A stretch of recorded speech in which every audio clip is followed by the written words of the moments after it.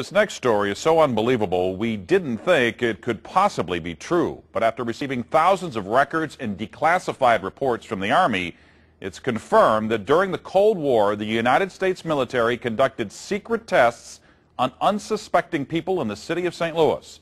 A local sociologist will make her findings public tomorrow, but she spoke first to the I-Team's Lisa Zigman. Lisa Martino Taylor's life work has been to uncover details of the Army's ultra-secret military experiments carried out in St. Louis and other cities during the 1950s and 60s. This study was secretive for a reason. They didn't have volunteers stepping up and saying, yeah, I'll breathe zinc cadmium sulfide with radioactive particles. These Army archive pictures show how the tests were done in Corpus Christi, Texas in the 1960s. In Texas, planes were used to drop the chemical, but in St. Louis, the Army placed chemical sprayers on buildings and station wagons. City officials were kept in the dark about the tests. The Cold War cover story was that the Army was testing smoke screens to protect cities from a Russian attack. The truth, according to Martino Taylor, was much more sinister. It's pretty shocking. The level of duplicity and secrecy, clearly they went to great lengths to deceive people. By making hundreds of Freedom of Information Act requests, she uncovered once classified documents that confirmed the spraying of zinc cadmium sulfide. The greatest concentration of this compound was sprayed near the Pruitt-Igoe housing complex just south of downtown St. Louis. It was home to 10,000 low-income people, and an estimated 70% were under the age of 12. Martino Taylor claims they all unknowingly inhaled this compound morning, noon, and night so the government could measure its effects on their lungs. So this was in violation of all medical ethics, all international codes, and the military's own policy at that time.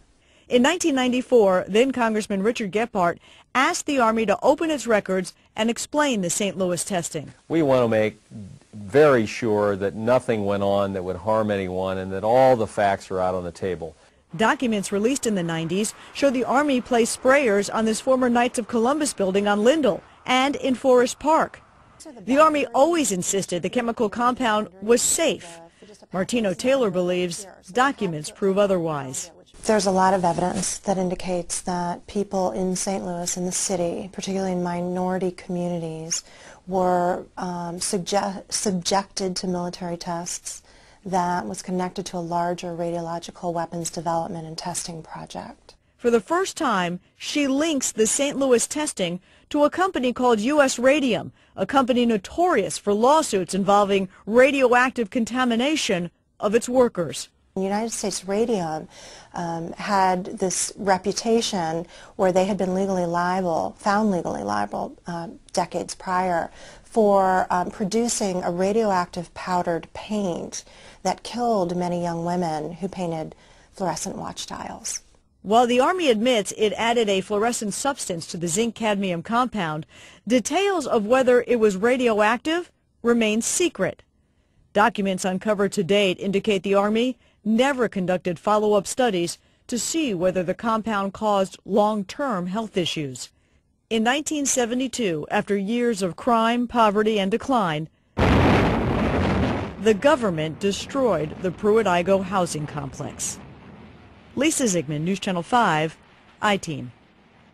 Now, the company U.S. Radium no longer exists. Martino Taylor has placed all of her research, including the declassified documents, online, and will link you to that data at ksdk.com. Now, she will make all of her findings public tomorrow at St. Louis Community College Merrimack campus.